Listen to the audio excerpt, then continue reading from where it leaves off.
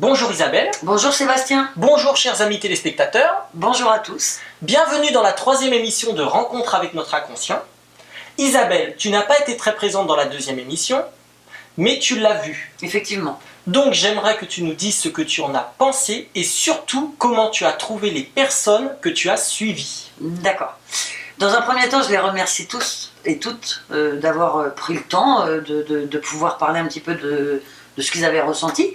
Effectivement, je les ai sentis un petit peu stressés face à la caméra, mais je ne vous cache pas non plus que je l'ai été aussi, et que vous pouvez le constater entre aujourd'hui et la première émission. Il y a une différence. Complètement, mais bien sûr, et d'ailleurs je te remercie de m'avoir enlevé ce stress face caméra, parce que c'est pas évident de parler à une caméra, de se tenir, de faire attention à tout, et surtout d'expliquer ce qui concerne l'inconscient, c'est pas évident. En parlant d'inconscient, oui. Je t'ai pas coupé j'espère. Non, pas du tout. En parlant d'inconscient, donc nous allons reprendre cette émission sur l'inconscient. Donc la première était basée sur l'inconscient, la deuxième c'était des témoignages comme on vient de le dire, et la 3e partie donc c'est encore l'inconscient, et je vais te poser des questions un peu plus précises sur certains points, parce qu'on n'a pas forcément tout développé dans la première émission. Et à travers cette 3e émission, j'aimerais bien revenir sur certaines choses si tu es d'accord. Avec grand plaisir, comme d'habitude Sébastien. Alors c'est parti. Ah oui.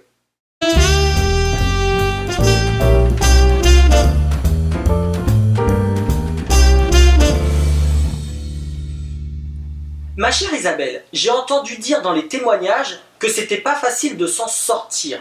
Pourquoi c'est pas facile alors ? Alors, c'est pas facile, effectivement. Il y a une phase dans votre vie qui est quand même assez importante. Pas facile parce que moi, je me connecte à votre inconscient qui, lui, comporte 80% de place. Je l'ai assez répété, on va pas revenir là-dessus. Ceci étant dit, moi, je répare les pathologies avec l'inconscient. D'accord ? Mais j'ai beaucoup dit dans la première séquence, l'inconscient part d'un principe, mais c'est vrai. Et là, ce principe, c'est de confronter ce que vous avez mis dans votre conscience. Et ça, c'est à vous de le confronter. D'accord ?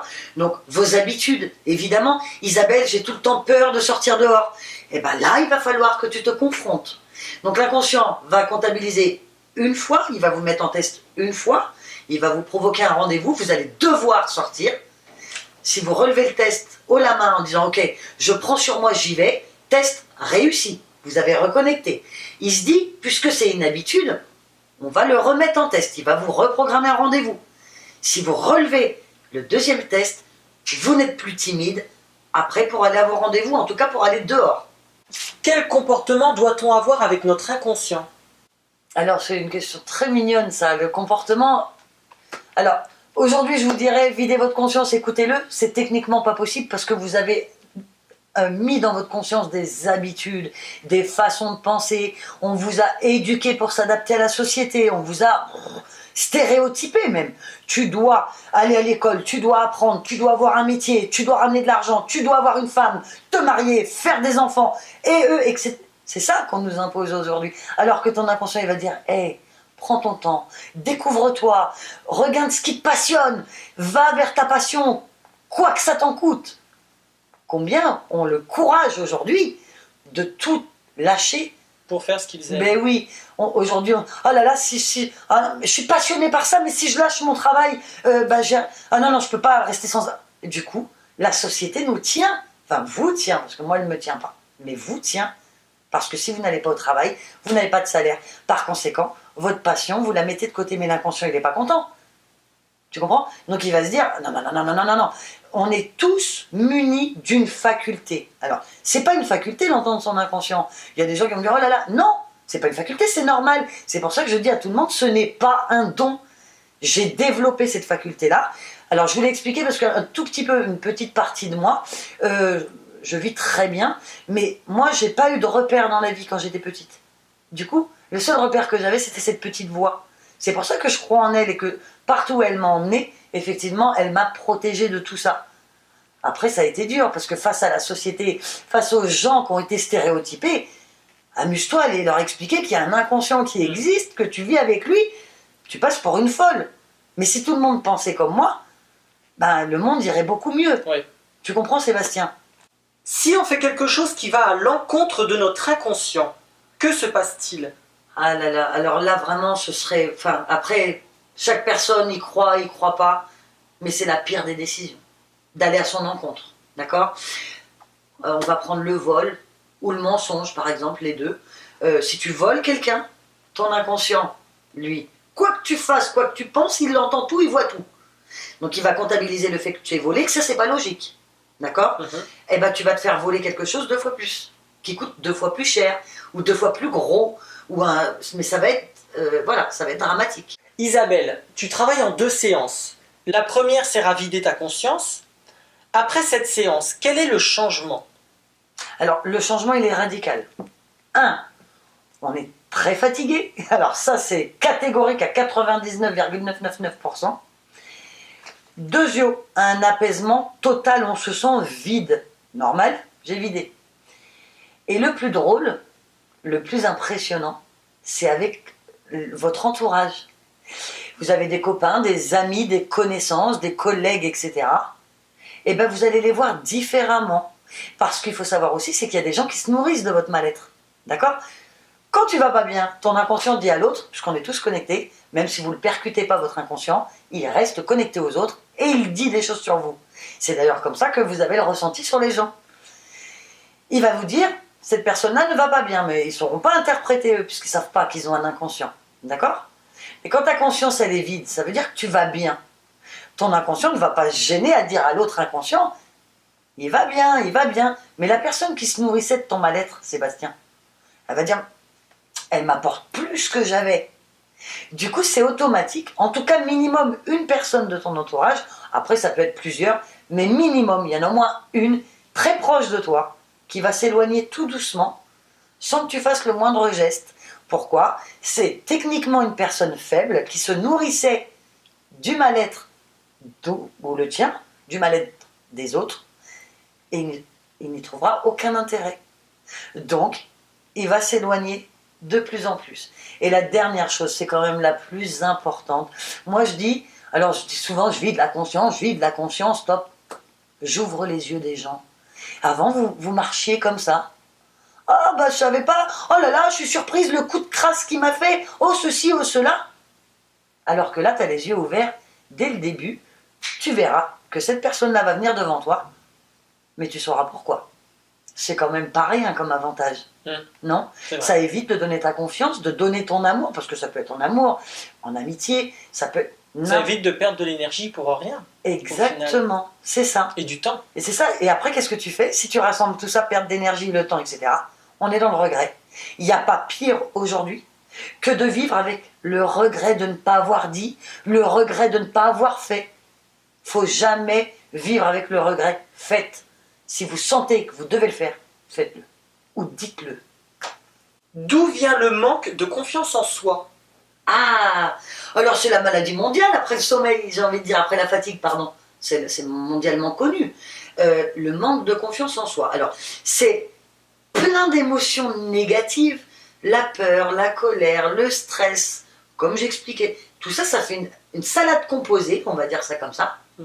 Et plus il y en a, des points négatifs dans ta conscience, moins tu as confiance en toi.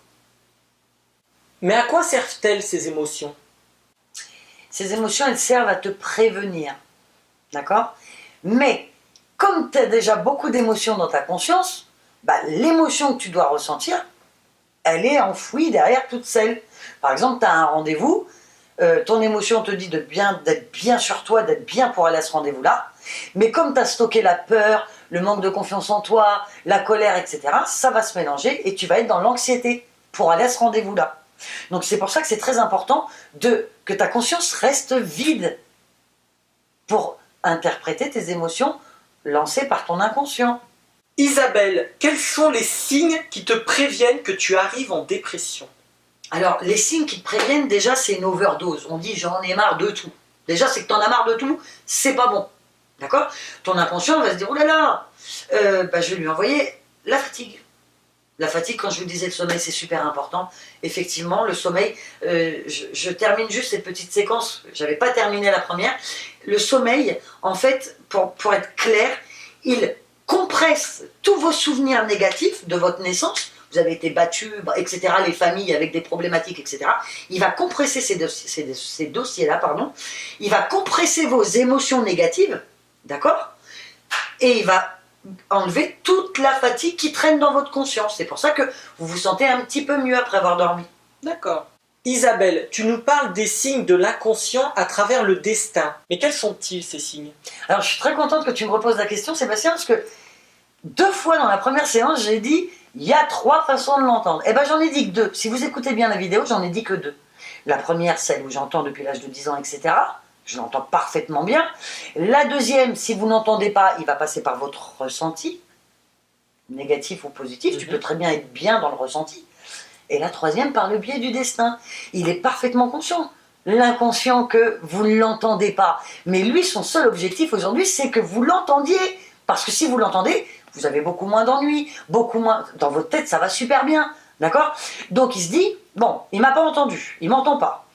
Son ressenti, il a tellement de négatifs qu'il a plein de ressentis différents dans son corps. Du coup, si j'envoie un ressenti, il va se perdre dans toutes les autres émotions que vous avez stockées dans la conscience.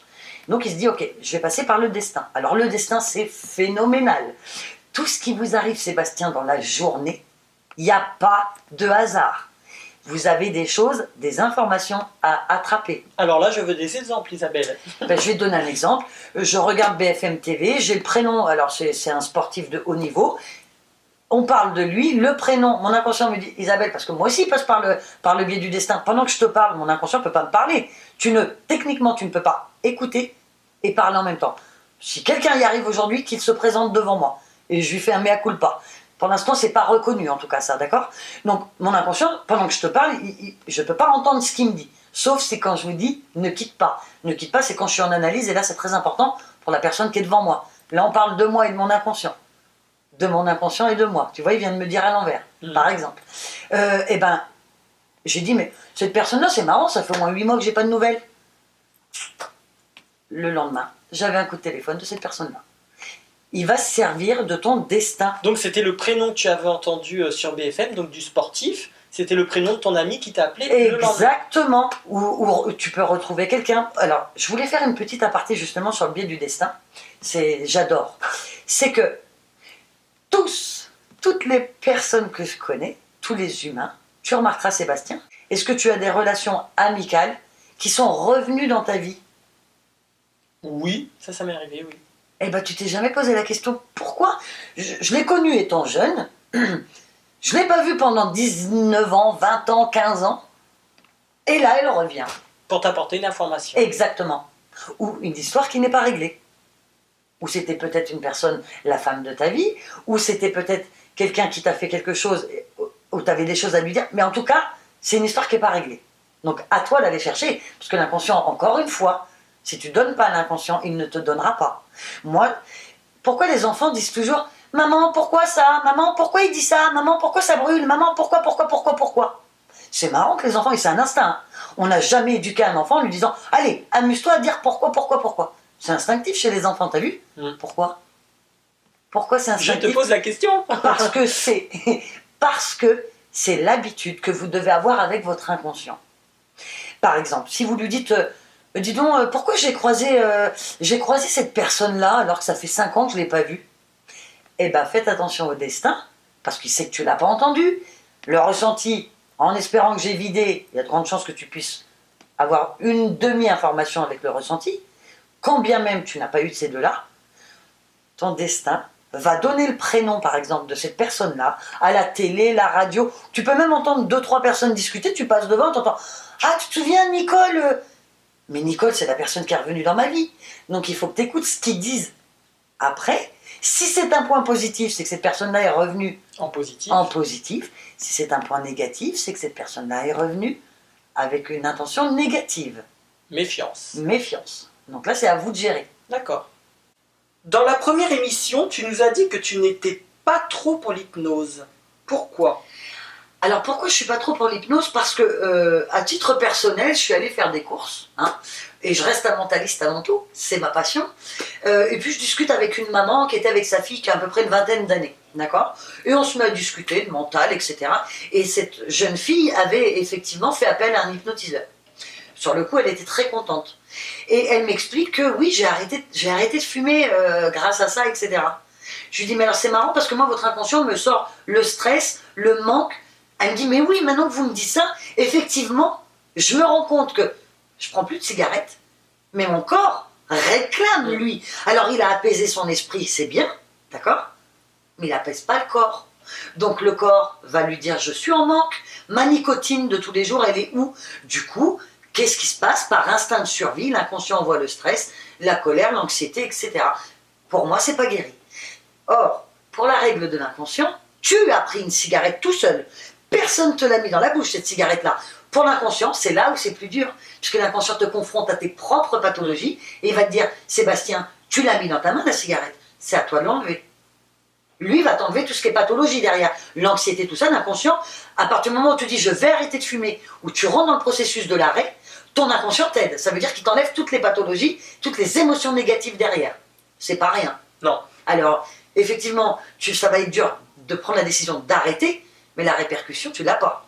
Or, si tu es hypnotisé, t'arrêtes la cigarette, soit, sans rien faire. L'humain est feignant, faut se le dire. Oui. Hein? Par contre, toutes les émotions négatives, ton inconscient ne se gênera pas pour te les envoyer.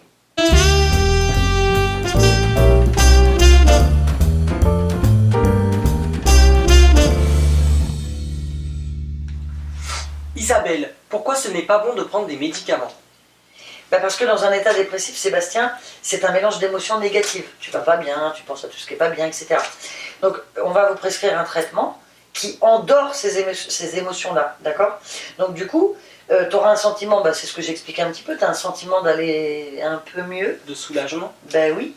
Sauf que les effets secondaires qui endorment votre conscience, c'est qu'on se réveille avec une bouche pâteuse.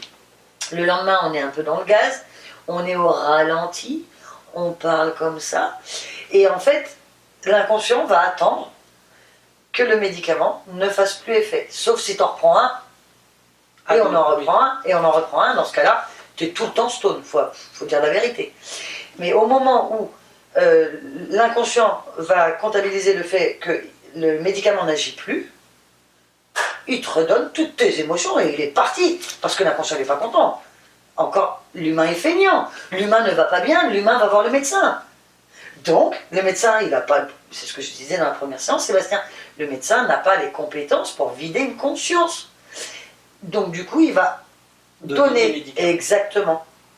Donc, je ne suis pas pour les médicaments, parce que au moment où tu arrêteras, parce qu'il y a des gens quand même qui s'en sortent de ça, des médicaments, je le dis, j'en vois plein quand même, mais au moment où ils en ont pris un an, ils ont un an de galère à résoudre. Plus de mal, ouais. Ah évidemment, puis les habitudes, les addictions, le manque. Donc, il faut faire attention à tout ça. Ok. Isabelle, quelles sont tes techniques de travail? Alors, principalement, le visuel. C'est Oui. quand même... j'ai un peu plus d'informations avec le visuel, mais il y a des personnes qui habitent très loin. Donc, j'ai eu Nice, j'ai eu l'Angleterre, la Suisse. Je ne me voyais pas partir en voyage pour 2 séances. Oui. Ça fait... Voilà. Donc, je travaille aussi par téléphone. Alors, attention au téléphone, parce que souvent, quand on m'appelle d'un portable, et que ça coupe, ou que la voix est brouillée, du coup ça biaise mon analyse. Moi, je sens que mon inconscient il patine. Donc du coup on est obligé de stopper, rappeler, ou des fois ça coupe. Ouais. Donc on est obligé de recommencer. Donc je conseille quand même fortement qu'on m'appelle d'un fixe. Oui. D'accord. Ensuite, on m'a aussi proposé la webcam. Oui. Alors c'est pareil que le téléphone portable. Il y a des fois l'image se fige. Du coup, mon inconscient patine. Et du coup, je suis obligée de revenir en arrière. Donc c'est une perte de temps et ça me fatigue surtout. Ça me fatigue beaucoup. Isabelle, pourquoi dis-tu que la société nous déroute? Parce qu'il y a une confrontation entre ton inconscient, qui lui veut que tu gardes ton instinct animal, d'accord, et la société qui veut que tu t'intègres à elle. Donc tu dois travailler, te marier, avoir des enfants, etc. Et faire tourner la société. Donc forcément, l'inconscient, lui, il va te tirer vers le côté animal, et la société, elle va te mettre... C'est terrible, ça. Mais oui, puisque la société, elle dit non, non, non, tu n'as pas le droit d'être en arrêt maladie, tu n'as pas le droit d'être malade, tu n'as pas le droit de... Et tu remarqueras que quand tu n'es plus compétent au niveau de la société, je te donne n'importe quoi, mais tu as un pincement discal au travail, tu t'es fait une tendinite, etc. Mais tu ne sers plus à rien. Donc on te laisse sur le côté. Est-ce que Sébastien, tu as déjà vu un patron? Ça peut arriver, hein, on est combien sur Terre? Mais un patron qui t'appelle et qui demande de tes nouvelles et qui te dit tu reviens quand? Moi j'en connais pas. D'accord? Donc effectivement on vit Alors tu vas bien, tu vas pas bien, tu vas bien. Quand tu as le côté animal, tu vas bien. Tu te sens en harmonie avec toi-même. Et bizarrement, c'est quand tu es en repos. Oui, c'est vrai. Quand tu es en repos, tu fais des choses qui te plaisent. Donc tu te sens bien. Et D'accord? tout le mal revient quand on est au travail parce que. Avant même, Sébastien, avant même, la veille d'aller au travail, tu dis, ah voilà, demain je vais bosser. Alors là, on sait que tu n'es pas dans ta passion. Hein. À partir du moment où tu dis, oh là là, je vais travailler demain, tu es loin de ta passion. Et là, tu donnes à manger à ta dépression. Et la dépression, elle peut aussi venir au travail que dans ta vie privée. Elle peut partir de n'importe où, la dépression, même en amour. C'est même plus fréquent en amour, d'ailleurs. Tu vois? Pourquoi l'inconscient peut t'enlever la vie? Parce qu'on a toute une tribu de mauvaises émotions. Tu perds le contrôle de toi, d'accord, de ton mental et de ton corps. Donc là, encore une fois, tu te mets en danger, tu mets en danger les autres. D'abord, tu remarqueras que quelqu'un qui est en dépression, il est tout seul. C'est marrant quand même. Hein. Ouais. Vos inconscients vous dit, ne le côtoie pas, il n'est pas bon. Alors, il faudrait l'aider pourtant. Oui, c'est ça qui est terrible. C'est ça qui est terrible. Mais l'instinct de survie humain dit, non, ne va pas voir cette personne. D'accord? Donc, en plus, tu seras de mauvais conseils. C'est quand même... tu peux pas conseiller quelqu'un quand tu vas pas bien. D'accord? Et à un moment, l'inconscient, il se dit... Que tu perdes le contrôle de ton mental, il y a des psys. Quand tu commences à perdre le contrôle de ton corps, tu t'automutiles. Ça veut dire que tu te fais du mal. Tu fais des choses voilà, qui abîment ton corps. Tu vas à la mort au final. Si tu prends des drogues dures, tu es en train de t'auto-tuer au final. Donc la mort, que ce soit par la médecine ou que ce soit par toi, quand on arrive, ça a pris trop de place dans ta conscience, c'est des grosses informations négatives. Là, c'est quand même assez chaud quand même. Parce que là, tu vas soit au suicide, soit on te drogue. Est-ce que le destin peut t'amener à la mort quand ça va vraiment mal? Par exemple, il peut t'arriver un accident de voiture et tu vas être mortel. Oui. Donc le destin peut aussi... L'inconscient va dire, je préfère lui enlever la vie, à lui tout seul, plutôt qu'il en entraîne 3-4 avec lui. Alors, il va peut-être pas choisir, ou alors tu vas te tuer en voiture tout seul. Oui, rentrer dans un arbre. Voilà. Il va pas forcément t'emmener, sauf si tu veux te suicider. Tu prends ta voiture, tu as un moment de démence, tu veux te suicider, là tu peux emmener des gens, et les kamikazes, ils en emmènent avec eux, on est d'accord. Donc là, c'est différent. Mais si l'inconscient décide de t'enlever la vie parce que là tu es trop dangereux et puis tu gères plus rien, donc tu ne sers plus à rien pour l'inconscient. Autant la société nous stéréotype pour réussir, mais l'inconscient, lui, on a une faculté de dingue avec cet inconscient. Lui veut que tu t'en serves. Si tu sers à rien, qu'est-ce que tu veux faire? Donc, tu n'as pas lieu de rester en vie. Après, c'est au prorata de la gentillesse. Dans l'analyse, tout est pris en compte, Sébastien. C'est pas, ah toi, tu vas pas bien? Ah, tu veux pas avoir de psy, tu veux pas t'en sortir? Ok, allez, on t'enlève la vie. Absolument pas, c'est pas du tout comme ça. C'est juste que il va prendre en considération ta gentillesse, le fait que tu t'es fait avoir dans ta vie, tout ça. Donc là, tu vas pas mourir tout de suite. Mais tu vas gentiment quand même. En tout cas, tu n'iras pas jusqu'à une mort naturelle, ça c'est sûr et certain. Pourquoi n'a-t-on plus besoin de rencontrer des professionnels du bien-être après t'avoir rencontré, justement? Car cette faculté, on l'a tous, Sébastien, ce n'est pas un don, je le dis, je le redis, je n'ai pas de don. Un don que je vous dise, allez, essayez, oui, que vous me disiez, Isabelle, on n'y arrive pas. D'accord, mais c'est pas un don que j'ai. Je suis quelqu'un de normalement constitué au final. Donc ce que je veux vous apprendre, c'est de vivre avec lui pour avoir accès à tout ce que moi j'ai accès, quoi. Tu comprends? D'accord. Si on ne croit pas à ce que tu nous dis sur l'inconscient, qu'est-ce qui se passe selon toi? Eh ben, l'inconscient va vous aider à la hauteur de votre croyance en lui. Donc si vous y croyez sur 10, vous y croyez à 2, ben, il va vous aider qu'à 2. Si vous y croyez à moi 15, ben, moi il m'aide tous les jours. Au quotidien il m'aide. D'accord? Alors on va faire un petit test. Vous allez retenir votre état d'esprit global aujourd'hui. Par exemple, bon, moi je vais très bien, et ça fait des années, hein, donc je ne peux pas prendre mon état à moi, mais je pense que vous êtes beaucoup dans ce cas-là, avoir des petits soucis psychologiques, et ben retenez aujourd'hui votre état global mental. Ça veut dire quoi? Je suis stressé, je suis en colère, j'en ai marre, j'arrive pas à trouver ce que je veux, j'ai pas le métier que j'aime, etc. D'accord? Vous le notez sur une feuille, vous notez l'heure, le jour où je vous l'ai dit aujourd'hui. Vous fermez cette enveloppe-là et vous l'ouvrez dans 5 ans. Je vous dis une bêtise, ou même dans 1 an. D'accord? Et ben vous verrez que l'état psychologique, Sébastien, pour revenir à ta question, l'état psychologique N'aura pas évolué. n'aura absolument pas évolué. Ils seront toujours dans le même état. On se posera toujours les mêmes questions. Exactement. Tu n'avanceras pas. Il te fige. Bah, tu crois pas en lui, il va pas t'aider. À un moment, il faut arrêter les bêtises quand même. Oui, il y a plein de techniques, mais il y en a une qui fonctionne bien. C'est votre inconscient. J'ai une question qui me vient là maintenant. Si on se dit souvent, je crois en moi. Je vais y arriver, je crois en moi. Donc, pourquoi tu crois en toi là? Pourquoi? tu crois en ton inconscient alors. Exactement. C'est pas en Sébastien. Sébastien, des fois, il n'a pas confiance en lui. Des fois, il ne veut pas y aller. Des fois, il fait des choses qu'il ne veut pas faire, etc. Pourquoi on croit en nous? Moi, c'est pas en Isabelle que je crois. Si j'avais pas mon inconscient, Isabelle, techniquement, ne serait pas là en train de vous parler, là. Je suis l'enveloppe. On est des enveloppes physiques. C'est nous qui ordonnons à notre corps d'agir. Mais l'ordre, il vient pas de Sébastien. Quand il vient de Sébastien, des fois, il n'est pas logique. Et vous remarquerez que vous n'êtes pas toujours logique. Alors que si vous avez l'information de votre inconscient, c'est logique, court, précis, et il t'emmène directement là-bas. C'est-à-dire la réussite. Est-il possible de rechuter après tes séances? Bien sûr. Sur un cerveau qui a été abîmé, beaucoup abîmé, où c'est pareil, on peut reprendre le traitement médicamenteux de dépression, ça brûle les neurones. Il faut savoir que moi, quand quelqu'un est suivi dans la psychiatrie, ou en tout cas par traitement, je ne peux pas prendre le dossier. Parce qu'on travaille contre des neurones brûlés, et les neurones, ça ne se reproduit pas. Donc alors, d'accord, ce que tu dis, je suis d'accord, mais si par exemple la personne est en traitement au moment où tu la rencontres, est-ce qu'elle doit arrêter ce traitement pour pouvoir travailler avec toi, ou est-ce que tu peux travailler en parallèle? Parce que la personne, elle n'est pas vraiment elle-même avec les médicaments, puisque tu as dit que ça apaisait, que ça endormait un peu. Tout à fait, j'ai eu des cas comme ça, d'accord? Parce que ça veut dire que tout le monde qui prend un petit médicament pour s'endormir, un quart, je peux pas vous prendre, non. Effectivement, j'ai eu une dame... Non, mais par exemple, quelqu'un qui a un traitement lourd. Alors j'ai eu une dame justement de traitement qu'on peut appeler lourd. Donc à partir du moment où tu as un traitement dit lourd, les anxiolytiques, etc., les antidépresseurs et les médicaments pour dormir le soir, on peut appeler ça un traitement lourd, Sébastien. Moi j'ai eu des cas comme ça, d'accord?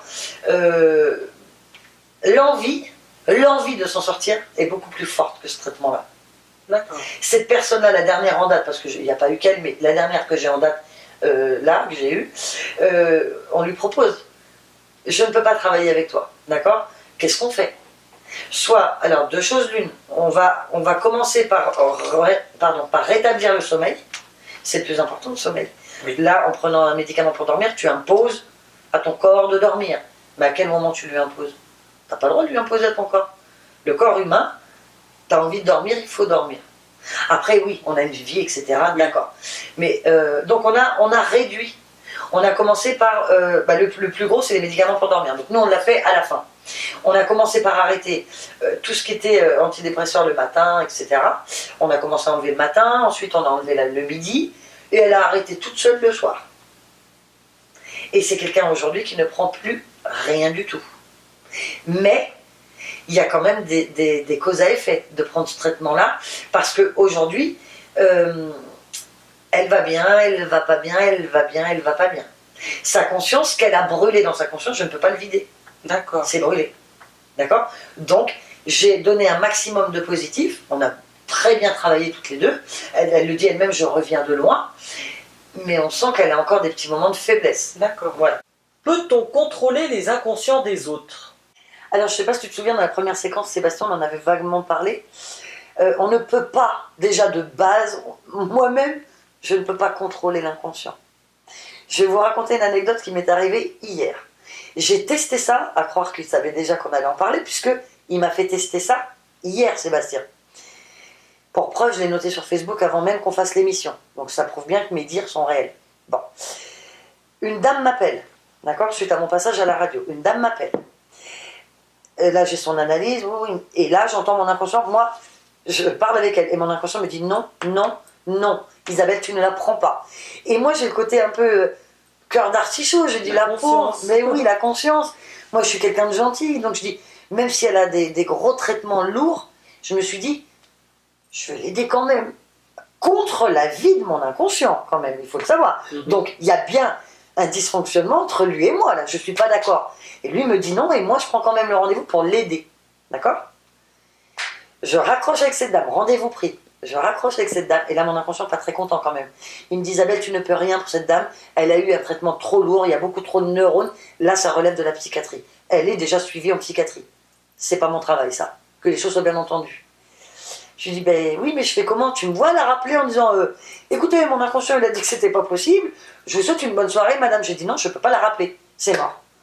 Et il m'a dit, attends. Et c'est ce que j'ai fait. Et au bout de 2-3 minutes, mon téléphone sonne, c'était la dame qui me rappelait en me disant, mon mari veut pas le rendez-vous. Merci, mon inconscient. Parce que c'est elle qui a pris la décision, je n'ai pas eu à me mouiller. Alors j'ai voulu bien faire, forcément. Tout ce que je fais, même si ça a été maladroit ce jour-là, en tout cas hier, ça a été fait dans une intention positive. Mais quand bien même, mon inconscient a agi, comme je suis quelqu'un de gentil et droite, il a fait appeler la dame pour que j'ai juste à lui dire « Ok madame, pas de souci. » Tu comprends? Tu dis que l'inconscient te met en test. Peux-tu nous en dire un peu plus? Alors ça c'est pour les grosses habitudes, Sébastien. Comment ça se passe? En fait, tes habitudes, si tu as toujours peur, ou tu te mets en colère rapidement, ou les bipolaires, parce que les bipolaires, pour moi, ce n'est pas une maladie. Alors, je vais me faire taper par les médecins, mais pour moi, ce n'est pas une maladie. C'est un problème, un dysfonctionnement mental. C'est tout. Bipolaire, c'est entre la colère, la joie, la peine. Un coup, t'es bien, t'es pas bien. Un coup, t'as envie de t'énerver. Un coup, c'est juste un dysfonctionnement et je le remets chez les enfants. Parce que c'est commun chez les enfants d'être bipolaire. L'enfant, il va être en train de jouer, d'un seul coup, il va se mettre à pleurer, d'un seul coup, il va rigoler. Ça, c'est un état bipolaire. Et on ne leur donne pas de médicaments aux enfants. Dans ce cas-là, pourquoi? Pourquoi on en donne aux adultes et on n'en donne pas aux enfants si c'est une maladie? On est d'accord? Donc, il faut rétablir les émotions. Oui, donc c'est toujours un problème de conscience pleine. Et du coup, les gens se perturbent, se mélangent les pinceaux avec leurs émotions et... Eh bien, c'est ça. Donc, l'inconscient, moi, je vais nettoyer ce qui est en connexion avec l'inconscient. Votre bien-être, vous l'avez sans rien faire. Ça, c'est la première séance. La deuxième, on s'attaque aux habitudes. C'est pour ça que je dis aux gens, attention, le suivi, il est très important. Parce que c'est dans le suivi. Si on m'appelle, comme dit Isabelle, j'ai telle situation, mais j'ai peur. Hop, remaîtrise ta peur tout de suite parce que ton inconscient, d'où les tests. Alors, on parlait par rapport au bipolaire. Oui. Donc, c'était un mélange de toutes les émotions, mais on a tous un peu ce mélange quand on a la conscience pleine. Donc, c'est quoi la différence avec quelqu'un de bipolaire?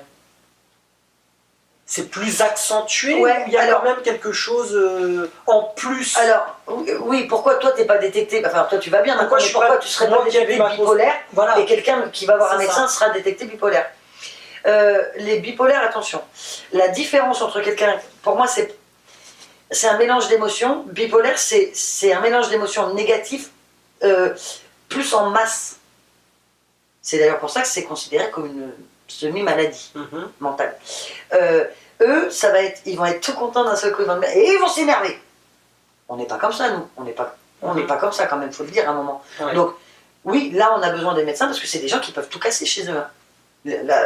C'est vraiment passer d'un extrême à l'autre. C'est ça. Très rapidement. C'est ça. C'est les extrêmes. Voilà, c'est ça, tout à fait. D'accord. Pourquoi le mal-être des parents se répercute sur les enfants? Alors ça.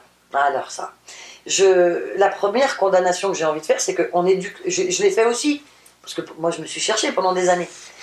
Tu travailles avec une faculté, tu as envie de savoir ce qu'elle peut amener aux gens, bref. À la naissance, c'est vide. D'accord? La conscience de l'enfant, elle est vide. D'entrée de jeu, il prend les problèmes psychologiques du père, les problèmes psychologiques de la mère. D'entrée de jeu. En sachant que plus il grandit, et plus il développe ses propres petits problèmes. Oui. Ça commence en maternelle, il m'a tapé, j'ai été puni, etc. Et là, il commence à nourrir dans le négatif, plus les problèmes de ses parents. Donc s'il voit sa maman soumise, il va être triste, il ne saura pas agir parce qu'il est tout petit. Mais il est déjà mal, là, l'enfant. Ça veut dire qu'à peine 1 an, j'en ai des enfants, moi, tout petits, où je vis de la conscience. D'accord? Sa conscience, elle est déjà blindée. Alors qu'il n'a rien demandé, il a mis un pied dans le monde. C'est pour ça que les enfants, on dit assis-toi bien, essuie ton nez, ne rôde pas à table, on leur apprend des règles, et c'est tout en leur honneur aux parents. Mais à quel moment tu t'occupes du mental? À quel moment tu lui... Soit tu vas bien et il ne réceptionne plus votre mal-être, parce que c'est égoïste. Quand on te dit « Oh, mon enfant, je l'aime, moi je lui donnerai ma vie à mon enfant ». Moi aussi, mais moi j'en ai bavé. mais je les ai tirés vers le haut mentalement. Alors, ils m'en veulent encore un petit peu, parce que je les ai emmenés. Aujourd'hui, je peux partir tranquille, ils savent se débrouiller mentalement. Mais il y a eu les deux. Il y a eu le physique, essuie-ton-nez, et il y a eu le mental. Ça veut dire, dès qu'ils rentraient de l'école, qu'est-ce qui va pas? Ok, pourquoi? Là, nanana, t'es en tort? Ok, ça veut dire que c'est toi qui as le problème. T'es pas en tort, on va régler le problème avec la personne, et ta. Et tout au long de leur vie, ça a été comme ça. Donc on réglait le mental et on réglait le physique. Alors oui, on passe la plus grosse crise, à l'adolescence. Ça a été très dur. Il faut être armé quand même. Mais ça s'apprend tout ça. D'accord? Et c'est pour ça que l'enfant, dès le début, il a un dysfonctionnement. Parce qu'on l'éduque physiquement, on l'habille bien, on le fait tout beau, je t'aime. C'est ça, aimer un enfant pour vous? Eh ben pas pour moi. Parce que, ah ouais, l'enveloppe, elle est belle. Oh là là, il est beau l'enfant. Ah, puis c'est dire s'il te plaît.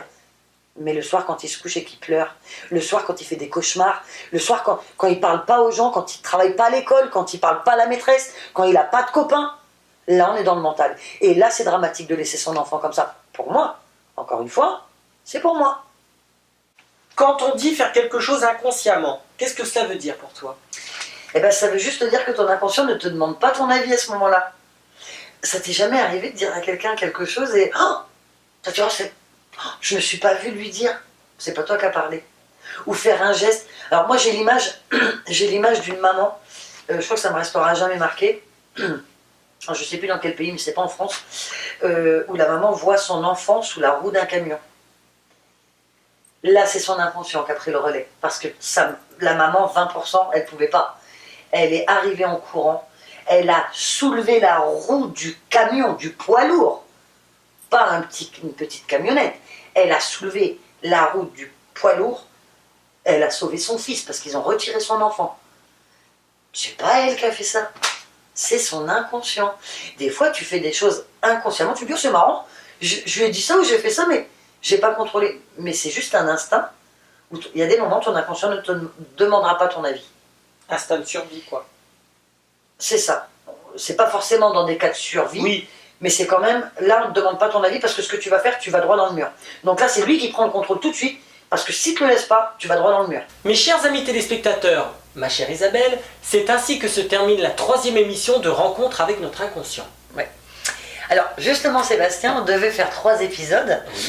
Mais c'est vrai que je me suis rendu compte qu'au fur et à mesure de nos rendez-vous, j'avais encore plein de choses à dire. Donc, pour vous, pour ceux qui me suivent, pour ceux que ça intéresse, pour ceux qui y croient en tout cas, il y aura un 4e épisode qui continue à expliquer le fonctionnement de notre inconscient. Vous voyez, ça sert à quelque chose d'être sage. Eh oui. Écoute Isabelle, en attendant, je te remercie pour cette très belle émission. C'est toujours un bon moment à partager avec toi. Merci Sébastien pour tout ce que tu fais, d'être toujours présent. Voilà, ça coûte du temps, ça demande beaucoup de choses. Tu es toujours là avec ton matériel, prêt à l'emploi. Écoute, rien que pour ça, je te remercie. Comme ça, on s'entre-remercie, si je peux dire. En attendant, je vous dis à très vite. Ciao, ciao.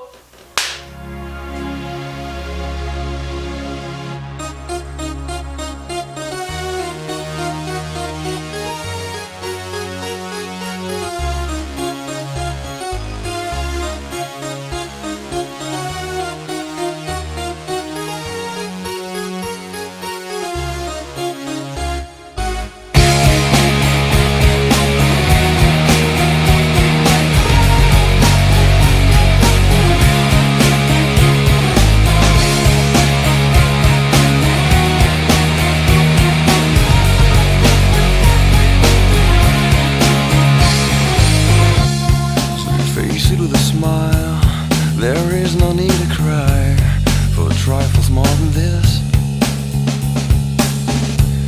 Will you still recall my name and the month it all began? Will you release me with a kiss? Have I tried to draw the